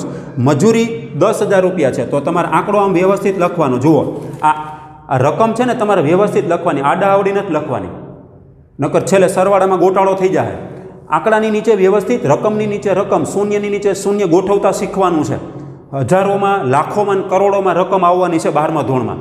એની દ્રષ્ટિએ પ્રેક્ટિસ કરવાની છે ફૂલ. 12મા ધોરણમાં તમારે પ્રવેશ કરવો હોય તો તમારે અહીં ફૂલ પ્રેક્ટિસ કરીને ત્યાં જશો એટલે તમને ભાગીદારી પેઢીના વાર્ષિક હિસાબો સાવ સહેલા લાગશે. તો મજૂરી ક્યાં આવે? ખરીદીનો ખર્ચ છે એટલે વેપાર ખાતામાં ઉધાર બાજુ તમે લખ્યું જ છે. પછી રેલવે નૂર જગાત, ખરીદીનો ખર્ચ એટલે વેપાર ખાતામાં ઉધાર બાજુ. રેલવે નૂર જગાત કેટલા છે બોલો? તો રેલવે નૂર જગાત જો 8,000 રૂપિયા આપ્યા છે. ઉધાર હોય એ ઉધાર બાજુ જાય, જમા હોય એ જમા બાજુ જાય. આમ યાદ રાખો, ઉધાર ખાનામાં હોય એ વેપાર ખાતામાં ઉધાર બાજુ આવે, જમા ખાનામાં હોય એ વેપાર ખાતામાં જમા બાજુ આવે. ત્યાર પછી છેલ્લો આંકડો આમાં ગાભા. આમાં ગાભા ફૂલ ફોર્મ આવક માલ ગાડા ભાડું. એટલે શું? આવક માલ ગાડા ભાડું એટલે તમે ખરીદી કરવા જાઓ તો ત્યાં તમને એમને માલ ઉડીને નથી આવી જતો, આપણે ટ્રાન્સપોર્ટેશન ચાર્જ આપવો પડે, વાહન વ્યવહારનું ભાડું દેવું પડે. તો એક જાતનો વાહનનું ભાડું છે આ. આવક માલ ગાડા ભાડું એટલે વાહનનું ભાડું. વાહનનું ભાડું એટલે બીજું, માલ ખરીદો છો ત્યારે થાય છે ને, ખરીદો ત્યારે માલ ધંધામાં આવે છે, માલ આવે તો ખરીદીનો ખર્ચ કહેવાય. એટલે આગળ આવક શબ્દ આવશે, ઇંગ્લિશમાં એને ઇનવર્ડ કહેવાય. ઇનવર્ડ કેરેજ ઇનવર્ડ કહેવાય એને. કેરેજ ઇનવર્ડ એટલે આવક માલનું ગાડા ભાડું. એવી રીતે કેરેજ આઉટવર્ડ, કેરેજ આઉટવર્ડ એટલે જાવક માલનું ગાડા ભાડું કહેવાય. તો અહીંયા લખાય આવક માલ ગાડા ભાડું કેટલું છે? ખરીદીનો ખર્ચ આવક માલ ગાડા ભાડું 2,000. તો આવક માલ ગાડા ભાડું 2,000. ઉધાર ખાનામાં હોય એ ઉધાર બાજુ આવે, જમા ખાનામાં હોય એ જમા બાજુ આવે. અહીંયા જુઓ આ કાચું સરવું જ કહેવાય પણ એનો સરવાળો નથી કર્યો. કારણ મતલબ શું એનો? તો કે એટલા માટે કે એમાં ખાલી વેપાર ખાતાની જ વિગતો હતી એટલે નીચે કાચા સરવેનો સરવાળો કર્યો ન હોય, સરવાળો થાય નહીં. એટલે તમે ટ્રાય કરશો તો થાય નહીં. શું કરવા? એમાં વેપાર ખાતાની વિગત નથી, ધંધાના ખર્ચા, ધંધાની ઉપજો, આવકો નથી, કંઈ નુકસાન થયું એવું કાંઈ નથી, મિલકતના ખાતાય નથી, દેવા લેણાના ખાતા નથી. તો આની અંદર ખાલી માલના ખાતા જ ફિટ કર્યા છે અને ખરીદીના ખર્ચના ખાતા છે. માત્ર તમને પ્રેક્ટિસ રિહર્સલ કરાવે છે કે વેપાર ખાતું તમને જુઓ આવડે છે કે નહીં, દોરો. આવું દોરતા શીખવાનું. હવે એ કોઈ બીજી બાકી નથી એટલે નીચે એક વિગત લીટી આપી, એ તમારા માટે હવાલો કહેવાશે કે 31/3/15 એટલે આ 31/3/15 વર્ષના અંતે હિસાબી સમયગાળો હંમેશા 12 માસનો હોય તો આ 31/3/15ના રોજ માલના સ્ટોકની મૂળ કિંમત 44,000 હતી, જ્યારે બજાર કિંમત 50,000. તો અહીં હું લખું છું, જુઓ બરાબર જ યાદ રાખજો. આખર સ્ટોકો કાઉન્સમાં 31/3/2015. હવે એમાં શું લખવાનું તો કે મૂળ કિંમત બાજુમાં બજાર કિંમત અને એની બાજુમાં લખું છું બેમાંથી જે ઓછી હોય તે, બેમાંથી જે ઓછી હોય તે. જુઓ જી, મૂળ કિંમત કેટલી આપી છે તો કે 44,000. બજાર કિંમત કેટલી આપી તો કે 50,000. હવે બેમાંથી જે ઓછી હોય તે સરખાવો જી. આ અહીંયા 44,000 છે, અહીંયા 50,000. બેમાંથી જે ઓછી હોય તે લેવાની છે. ઓછી કઈ છે બોલો? 50,000 ઓછા છે કે 44,000 ઓછા? તો કે 44,000. તો બેમાંથી જે ઓછા હોય તે લેવાના છે. એટલે તમારે 44,000 લેવાના છે, 50,000 નથી લેવાના. તો 44,000 ધ્યાનમાં લેવાના છે. આખર સ્ટોક કઈ બાજુ હોય વેપાર ખાતામાં તો કે શરૂ સ્ટોક કઈ બાજુ છે એ જોઈ લો. શરૂ સ્ટોક ઉધાર બાજુ હોય તો આખર સ્ટોક જમા બાજુ હોય. શરૂ સ્ટોક વેપાર ખાતામાં ઉધાર બાજુ હોય તો આખર સ્ટોક વેપાર ખાતામાં જમા બાજુ હોય. તો તમારે વેપાર ખાતામાં જમા બાજુ લખી નાખવાનું આખર સ્ટોક. શું લખવાનું? આખર સ્ટોક. એમાં તારીખ લખવાની જરૂર નથી. કેટલા લઉં બોલો? તો કે 44,000 લેવાના. કેમ? બેમાંથી જે ઓછા હોય તે લેવાના છે. નીચે જો લીટી લખી છે એ ઓછા કેમ લીધા, વધારે કેમ ન લીધા? 50,000 આપ્યા છે તો 50,000 ઉપર ચોકડી મારી, 44,000 ઉપર રાઈટ કર્યા. કેમ? નીચે સૂચના આપી, જો નોંધ. આના પછીનું ચેપ્ટર જે આપણું ચેપ્ટર છે ને એ હિસાબી ખ્યાલો બતાવે છે કે ધંધાની અંદર અમુક જાતની પોલિસી હોય છે, નીતિઓ હોય છે. એ નીતિઓને દર વર્ષે ફોલોઅપ થવાનું હોય છે, આપણે એને વળગી રહેવાનું હોય છે. તો રૂઢિચુસ્તતાનો સિદ્ધાંત આગળ આપ્યો, એને આગળ ધર્યો કે આ રૂઢિચુસ્તતાનો સિદ્ધાંત છે અને આખર સ્ટોક બેમાંથી જે ઓછી હોય તે કિંમતે ધ્યાનમાં લેવામાં આવે છે. અહીંયા આખર સ્ટોકની મૂળ કિંમત 44,000 છે, બજાર કિંમત 50,000 છે. તેથી બેમાંથી જે ઓછી રકમ હોય 44,000 ધ્યાનમાં લીધી છે. રૂઢિચુસ્તતાના સિદ્ધાંત મુજબ આખર સ્ટોકની પડતર કિંમત અથવા બજાર, પડતર કિંમત એટલે મૂળ કિંમત, આનું બીજું નામ છે પડતર કિંમત. પડતર કિંમતનું બીજું નામ મૂળ કિંમત છે. પડતર કિંમત અથવા બજાર કિંમત, અથવા શબ્દ વાપરાય અહીંયા, અથવા. એટલે આ બેમાંથી એક જ આંકડો લેવાનો તમારે. પડતર કિંમત અથવા બજાર કિંમત બેમાંથી જે ઓછી હોય તે અંડરલાઇન કરી લ્યો. કીવર્ડ્સ આપું છું, 12મા ધોરણની દ્રષ્ટિએ અગત્યનું છે, અતિ મોસ્ટ એમપી કહેવાય. બેમાંથી જે ઓછી હોય તે હાઇલાઇટ કરો. બેમાંથી જે ઓછી હોય તે લેવામાં આવે છે. 11મા ધોરણમાં કામ લાગશે અને 12મા ધોરણમાં કામ લાગશે. કાઉન્સ કરી લ્યો, બેમાંથી જે ઓછી હોય તે ધ્યાનમાં લેવામાં આવે છે. પેન્સિલથી અંડરલાઇન કરી લ્યો, કાઉન્સ કરી લ્યો, ડબલ લીટી કરો, હાઇલાઇટર મારી દો, એમ લખો મોસ્ટ આઈએમપી. બેમાંથી જે ઓછી હોય તે ધ્યાનમાં આવે. મૂળ કિંમત અથવા બજાર કિંમત બેમાંથી જે ઓછી હતી કઈ? 44,000. તો આખર સ્ટોક વેપાર ખાતામાં કઈ બાજુ આવે? તમારો નમૂનો આમાં લખ્યું, જુઓ પેજ નંબર 110 ઉપર. આખર સ્ટોક વેપાર ખાતામાં કઈ બાજુ હોય? જમા બાજુ છે. જુઓ વાંચો, આખર સ્ટોક વેપાર ખાતામાં જમા બાજુ હોય તો જમા બાજુ તમારે આખર સ્ટોક લખી નાખવાનો 44,000. જો એને લખ્યો છે. હવે તમારે વેપાર ખાતું બંધ કરવાનું. આ ખાતું છે, જો પાછળ ખાતું શબ્દ છે એટલે આના ખાતાના નિયમો લાગુ પડે છે. તો આપણે હવે વેપાર ખાતું બંધ કરીએ. આ વેપાર ખાતું બંધ કરીએ તો કઈ સાઈડનો સરવાળો વધારે છે બોલો? આમાં તમને કઈ સાઈડનો સરવાળો વધારે લાગે છે?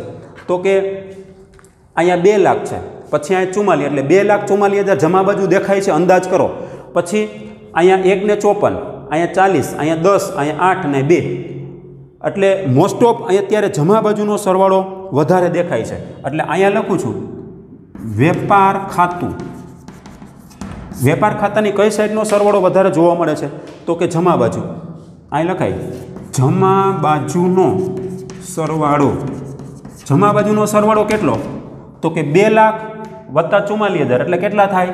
2,44,000. એમાંથી માઇનસ શું કરવાનું? ઉધાર બાજુનો સરવાળો. તો આ રકમનો સરવાળો કરો, એમાંથી આ રકમમાંથી આ રકમ બાદ કરવાની છે. તો આ સરવાળો થઈ ગયો 2 લાખ વત્તા 44,000 એટલે 2,44,000 થઈ ગયો. હવે તમારે ઉધાર બાજુનો સરવાળો કરવાનો. તો કે સૌથી પહેલાં શું છે? તો કે 40,000 છે, પછી 1,54,000 છે, પછી 10 ને 8 18, 18 ને 2 20,000 લઈ લઉં છું તો તો 20,000 છે, ટોટલ 2,14,000 થાય છે. કઈ સાઈડનો સરવાળો? આ 1 2 3 4 ને 5 એનો સરવાળો 2,14,000 થાય, એટલે 2,14,000 લખું છું. તો 2,44,000 એ મોટો આંકડો છે, 2,14,000 એ નાનો આંકડો છે. તો હવે નાનો આંકડો બાદ કરી નાખો, મોટા આંકડામાંથી નાનો આંકડો બાદ કરો, તફાવત કેટલો આવશે? તો કે 30,000. આ 4માંથી 4 જાય એટલે 0, 4માંથી 1 જાય એટલે 3, 2માંથી 2 જાય એટલે 0. 30,000 તફાવતની રકમ આવી તફાવતની રકમ. પહેલી વાત તો એ કે આ તફાવતની રકમ વેપાર ખાતામાં મુકાય કઈ બાજુ? તો બરાબર જુઓ, વેપાર ખાતાની કઈ બાજુનો સરવાળો વધારે હતો? બધાય બોલો. તો કે જમા બાજુનો. બરાબર છે. આ જમા બાજુનો આંકડો મોટો છે. બરાબર, અહીંથી ધ્યાન રાખજો. આ પહેલું ખાતું છે, પહેલું પગથિયું છે 12મા ધોરણનું. તો 2,44,000 જમા બાજુનો સરવાળો વધારે હતો તો તફાવત વિરુદ્ધ બાજુ મુકાય, તફાવત સામે બાજુ મુકાય, અથવા તફાવત ઉધાર બાજુ મુકાય. એટલે તમારે અહીં તફાવત મૂકવાનો છે. પહેલાં તમારે સરવાળો કરી લેવાનો. કઈ બાજુનો વધારે છે ફરી વખત પૂછી લઉં. તો કે જમા બાજુ. તો જમા બાજુનો સરવાળો કરવાનો. અહીંયા 2,44,000 મૂકું છું. એ 2,44,000 સરવાળો, એની ઉપર એક લીટી દોરવાની, નીચે 2 લીટી દોરવાની. નીચે 2 સમાંતર લીટી થઈ ગઈ. જેમ આમ નોંધના બંને ખાનાનો સરવાળો સમાન હોય છે, આપણે ચેપ્ટર નંબર 4માં ભણી ગયા. પછી ખાતાનો પણ બંને બાજુનો સરવાળો સરખો હોય છે. પછી કાચા સરવૈયો 10મું ચેપ્ટર ભણી ગયા, કાચા સરવૈયાનો 2 બાજુનો સરવાળો સરખો હોય છે. તો વેપાર ખાતાનો પણ 2 બાજુનો સરવાળો સરખો જ કરવો પડે. એટલે આ આંકડો ઉપાડીને તમારે અહીં મૂકવાનો. ઉપર એક લીટી, નીચે 2 લીટી, સમાંતર લીટી દોરવાની. 2,44,000 ની ઉપર એક લીટી, નીચે 2 લીટી. અહીંયા 2,44,000 તો અહીંયા 2,44,000 જાય, અહીંયા 2,44 તો અહીંયા 2,44. પણ તમે અહીં 2,44 લખી તો નાખ્યા, પણ અહીંયા કંઈક આંકડો ઘટે છે. એ તમને ખબર છે? અહીંયા તમે 2,00,000 + 44,000 2,44 થઈ ગયા. ક્લિયર? હવે અહીંયા નહીં થાય. તમે સરવાળો કરો, 40,000 + 1,54,000 + 10,000 + 8,000 + 2,000. તો અહીંયા ઘટશે. એ ઘટે એ તફાવતની રકમ છે. કેટલી ઘટશે? 30,000. એ 30,000 તમારે અહીં મૂકવાના. આ જગ્યાએ 30,000 તમારે મૂકી દેવાના. આ ક્વેશ્ચન માર્ક છે, આ ક્વેશ્ચન માર્ક કરેલ છે. આ જગ્યાએ 30,000 ઘટે છે. હવે સરવાળો કરો, 40 + 1,54 + 10 + 8 + 2 + 30. એટલે કેટલો થાય સરવાળો? 2,44,000 થઈ ગયો. તો તફાવતની રકમ ક્યાં લખાય છે? જમા બાજુનો સરવાળો વધારે હોય તો તફાવતની રકમ ઉધાર બાજુ લખાય. ક્યાં લખાય? ઉધાર બાજુ. ઉધાર બાજુ લખાય. કઈ રકમ? તો કે 30,000. તફાવતની રકમ ઉધાર બાજુ લખાશે. આવી ગયા ઉધાર બાજુ. હવે સરવાળો કરો, 2,44 થઈ જાય. તો કે હા. હવે આ તફાવતની રકમને બાકીની દ્રષ્ટિએ કઈ કહેવાય? નામાના સિદ્ધાંતની મુજબ ઉધાર બાકી કે જમા બાકી? કોઈ પણ ખાતું બંધ કરો એટલે 3માંથી 1 બાકી ઉદ્ભવે. જમા બાકી અથવા ઉધાર બાકી અથવા ખાતું સરભર. આમાં ખાતું સરભરનો તો પ્રશ્ન જ નથી. 2 બાજુ સરવાળો સરખો નથી થતો. એક બાજુ મોટો છે, એક બાજુ નાનો છે. એટલે ખાતાની બાકી નીકળે. કઈ બાકી નીકળી? તો કે જો જમા બાજુનો સરવાળો વધારે હોય તો આ બાકી કઈ નીકળી? આ જમા બાકી નીકળી કહેવાય. કઈ કહેવાય? જમા બાકી નીકળી. કેટલી નીકળી? તો કે 30,000 રૂપિયા જમા બાકી આવી. આ જમા બાકીને શું કહેવાય? વેપાર ખાતાની જમા બાકીને શું કહેવાય? બોલો. મેં ગઈકાલે તમને આની પહેલાંના લેક્ચરમાં તમને કીધું હતું, 5 વાર લખવાનું કીધું હતું. વેપાર ખાતાની જમા બાકીનું નામ છે કાચો નફો. તો અહીં હું લખું છું કાચો નફો. ક્યાં લઈ જશો? તો કે નફા નુકસાન ખાતે લઈ ગયા. અહીં ક્વેશ્ચન માર્કનો મતલબ હું? તો એ એમ કહેવા માગે છે કે આ ખાતું દાખલા તરીકે તમે લખીને આપશો એટલે શિક્ષક જોશે એટલે ખબર પડી જશે કે હા, એને જમા બાજુનો સરવાળો વધારે આવ્યો છે અને તફાવત આપેલી રકમ છે એટલે વર્ક કરેલું છે એટલે તફાવત તમે પાડ્યો છે એની સાબિતી છે 30,000. તો 30,000 એ જમા બાકી કહેવાય. વેપાર ખાતાની જમા બાકીને કાચો નફો કહેવાય. એ કાચો નફો ક્યાં લઈ જાઓ? તો કે એ કાચો નફો તમારે જો અહીંયા લખ્યું છે, એના જવાબમાં લખ્યું કાચો નફો નફા નુકસાન ખાતે લઈ ગયા, એવું લખ્યું છે. કાચો નફો નફા નુકસાન ખાતે લઈ ગયા, ક્વેશ્ચન માર્ક. અને અહીંયા તમારે અહીંયા જુઓ નમૂનામાં પણ બતાવે છે. ઉધાર બાજુ જુઓ, કાચો નફો નફા નુકસાન ખાતે લઈ ગયા. કેમ કે વેપાર ખાતાનું વાર્ષિક હિસાબનું પહેલું અંગ વેપાર ખાતું છે, તો બીજું અંગ કયું આવે? નફા નુકસાન ખાતું. તો તમારે પહેલા અંગમાંથી બીજા અંગમાં જવાનું, બીજા અંગમાંથી ત્રીજા અંગમાં જવાનું. વાર્ષિક હિસાબના 3 અંગ છે: વેપાર ખાતું, નફા નુકસાન ખાતું અને પાકું સરવૈયું. પાકા સરવૈયાનો 2 બાજુનો સરવાળો સરખો થઈ જશે એટલે સમજી લેવાનું તમારું વાર્ષિક હિસાબનો દાખલો પૂરો. તો વિદ્યાર્થી મિત્રો, આ તમારું વેપાર ખાતું છે. તમે વેપાર ખાતાનો નમૂનો જ્યાં સુધી પાકો નહીં કરો ત્યાં સુધી તમે આ વસ્તુ ગોઠવી નહીં શકો. મારું એમ કહેવાનું છે, દાખલા સુધી પહોંચવા માટે હજી તો આ તો ખાલી વેપાર ખાતાનો નમૂનો છે, વેપાર ખાતાનો દાખલો છે. તો તમારે હવે નફા નુકસાન ખાતા તરફ જાશું આપણે, એ પછીના લેક્ચરમાં 5મા લેક્ચરમાં જશું. પણ વેપાર ખાતું બરાબર પાકું કરવું પડશે. આ પેજ નંબર 110 ઉપરનો નમૂનો જો તમે પ્રામાણિકતાપૂર્વક વર્ક કરતા હશો, આ તો વેપાર ખાતાનો નમૂનો 100% તમને આવડી ગયો હશે. અને આવડી જાય તો આ વેપાર ખાતાની વિગતો ગોઠવતા આવડી જશે. શરૂ સ્ટોક, ખરીદી, ખરીદ પરત, મજૂરી, રેલવે નૂર, આવક માલગાડા ભાડું, અહીંયા જમા બાજુ વેચાણ, વેચાણ પરત, આખર સ્ટોક, એ બધું ગોઠવતા આવડશે. હવે વેપાર ખાતું તમારે બંધ કરવાનું. કોઈ પણ ખાતું બંધ કરો તો બાકીની દ્રષ્ટિએ ઉધાર બાકી અથવા જમા બાકી કેસ ખાતું સરભર થશે. આપણે ચેપ્ટર નંબર 9માં ભણી ગયા ખાતા હોય ખતવણીમાં, તો એ તમારે વર્ક કરવાનું છે. આખર નોંધ તો ક્યારેય લખવાની નહીં આવે. હવે આટલું થઈ જાય. પેજ નંબર 113 ઉપર એ ખાલી વેપાર ખાતું બનાવવાનું ઉદાહરણ છે, યાદ રાખજો. પછી કાચા સર્વેનો બે બાજુનો સરવાળો એને સરખો કર્યો નથી. આમાં હવાલા તો એક જ કહેવાય આખર સ્ટોકનો. તો નીચે આપે ને રકમ એક લીટી એને હવાલો કહેવાય, અને આખર સ્ટોક હંમેશા હવાલામાં જ મોસ્ટ ઓફ હોય છે. હવે તમારે આ બધું એન્ટ્રીઓ ઉધાર જમા પડી જાય. ઉધાર હોય વેપાર ખાતામાં ઉધાર બાજુ, જમા હોય જમા બાજુ, એવું તમારે યાદ રાખી લેવાનું. એટલે ખાસ સરળ પડશે તમને, બહુ ઇઝી થઈ જશે. અને 12મા ધોરણની અંદર ઇઝીલી ગોઈંગ થઈ જશે દાખલો. તો બોર્ડમાં 11 માર્કનો દાખલો પૂછાય છે, તો અહીંયા આપણે 11 માર્કનો પૂછવામાં આવશે. એમાં 3 વસ્તુ પૂછવામાં આવશે: વેપાર ખાતું, નફા નુકસાન ખાતું અને પાકું સરવૈયું. પછી આ ખાતું બંધ કરવાનું છે, એમાં કઈ સાઈડનો સરવાળો વધારે તમારે અંદાજ લગાડવો પડશે. દાખલાએ અંદાજ લાગશે. આમાં જમા બાજુનો સરવાળો વધારે હતો એટલે મેં અહીંયા ઉપર લખ્યું કયું ખાતું, તો કે વેપાર ખાતું. જમા બાજુનો સરવાળો 244. ફરી વખત સમજાવું છું, 2 લાખ વત્તા 44 એટલે 2,44,000. એ ઉપાડીને તમારે ઉધાર બાજુ મૂકી દેવાના કુલ સરવાળો. બે બાજુ સરખો દેખાણો. હવે તફાવત કાઢવાનો છે. જમા બાજુનો સરવાળો 244, એમાંથી ઉધાર બાજુનો સરવાળો આટલો કરવાનો તમારે. આ 1, 2, 3, 4 ને 5નો સરવાળો કરશો ને એટલે એ આવશે 2,14,000. 2,44,000માંથી 2,14,000 જાય એટલે તફાવતની રકમ કેટલી આવી, તો કે 30,000. તો એ તફાવતની રકમ વેપાર ખાતામાં કઈ બાજુ મૂકવાની, તો કે જે બાજુ સરવાળો વધારે હોય એની વિરુદ્ધ મૂકવાની. જે બાજુ સરવાળો વધારે હોય એની વિરુદ્ધ બાજુ મૂકવાની. સરવાળો કઈ બાજુ વધારે હતો, જમા બાજુ. તો તફાવતની રકમ કઈ બાજુ મૂકવાની, ઉધાર બાજુ. આ આવડી જશે ને એટલે પછી એવો આવશે દાખલો કે ઉધાર બાજુનો સરવાળો વધારે હોય તો તફાવત જમા બાજુ આવે, પણ જમા બાજુનો સરવાળો વધારે હોય તો તફાવત ઉધાર બાજુ મુકાય, એટલે કે વિરુદ્ધ બાજુ મુકાય. જમા એની વિરુદ્ધમાં ઉધાર કહેવાય, એટલે તફાવત ઉધાર બાજુ મૂકો. હવે આ સરવાળો કરશો ને આ બધા આંકડાનો 30,000 સાથે એટલે 2,44,000 બે બાજુ સરવાળો હવે સરખો થઈ જશે. બીજું, એ તફાવત તો આવ્યો, એ રકમની સામે લખવું શું, પરિણામ આવી ગયું. વેપાર ખાતાનું પરિણામ બેમાંથી એક જ હોય, કાં કાચો નફો કાં કાચી ખોટ. કાચો નફો ત્યારે આવે જ્યારે જમા બાજુનો સરવાળો વધારે હોય, તો એ જમા બાકી કહેવાય 30,000 રૂપિયા, અને 30,000નું નામ રાખવાનું છે કાચો નફો. જે કાચો નફો હવે નફા નુકસાન ખાતામાં લઈ જશું, નફા નુકસાન ખાતામાં જમા બાજુ જશે. અહીંથી ઉપડશે એટલે વેપાર ખાતા નફા નુકસાન ખાતામાં જમા બાજુ, અહીં ઉધાર હશે તો ખાતું ટ્રાન્સફર થશે એટલે નફા નુકસાન ખાતામાં જમા બાજુ વહી જશે.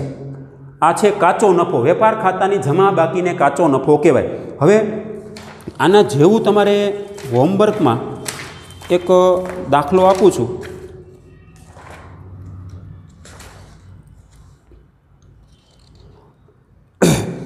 દાખલો ઉદાહરણ 24 તરફ જાય છે, પણ એ 24માં તો એવું કીધું છે કે વેપાર ખાતું પ્લસ નફા નુકસાન ખાતું ના હવાલા છે, નફા નુકસાન ખાતા સાથેના. એટલે અત્યારે હું તમને આપતો નથી, તમારે ખાલી પ્રેક્ટિસ માટે એક કામ કરવાનું છે.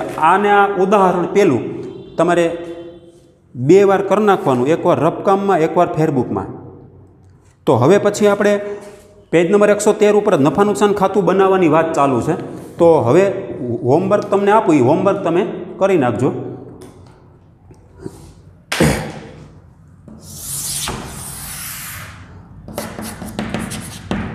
HWમાં શું કરવાનું, તો કે ઉદાહરણ 1 પેજ નંબર 113 ઉપર ઉદાહરણ 1 આપ્યું છે, પેજ નંબર 113 ઉપર જ છે. આને આ દાખલો આવું વર્ક કરવાનું તમારે, એટલે વધારે ઘરેડ પડશે. જેમ વધારે વર્ક કરશો, બોલપેન ઉપાડશો, રફકામમાં કરશો, ફેરબુકમાં કરશો એટલે તમને ઘરેડ પડશે. જેટલી વધારે ઘરેડ પડશે પહેલાં તમારે નમૂનો પાકો કરી લેવાનો. કડકડાટ નમૂનો પાકો કરશો એટલે તમને આ દાખલો ઉદાહરણ પહેલું કડકડાટ આવડી જશે, કોઈ ક્વેરી નહીં આવે, સીધી બાકીઓ જ ગોઠવતા આવડશે. તો અહીંયા લખવાનું ઉદાહરણ 1 એકવાર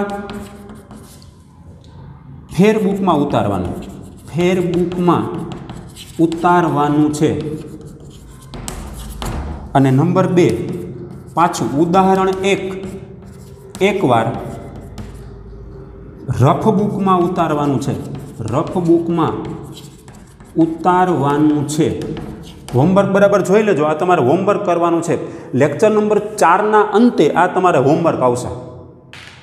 અગેન ઉદાહરણ 1, આ ઉદાહરણ 1 છે,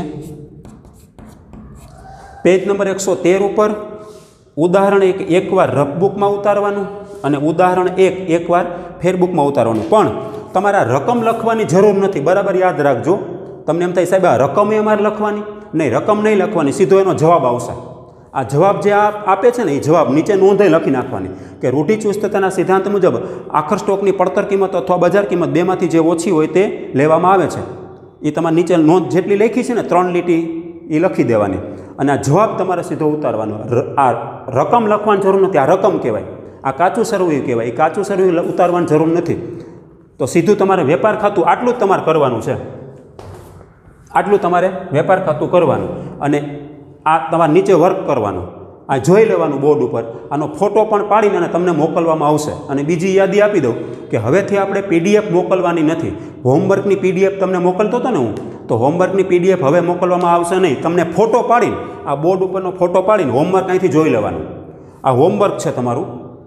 એ હોમવર્ક લખ્યું એ પ્રમાણે તમારે ફેરબુકમાં લખ્યું હોય ફેરબુકમાં, રફમાં લખ્યું હોય તો રફમાં, એ રીતે હોમવર્ક કરી દેવાનું છે. અને બીજી યાદી આપી દઉં કે દરેક વિદ્યાર્થી નિયમિત હોમવર્ક કરશે, પ્રામાણિકતાપૂર્વક હોમવર્ક કરશે. છેલ્લી વાત કે આ કોરોનાનો કાળ એ તમારે માટે અને અમારે માટે આ તપ કરવાનો સમય છે.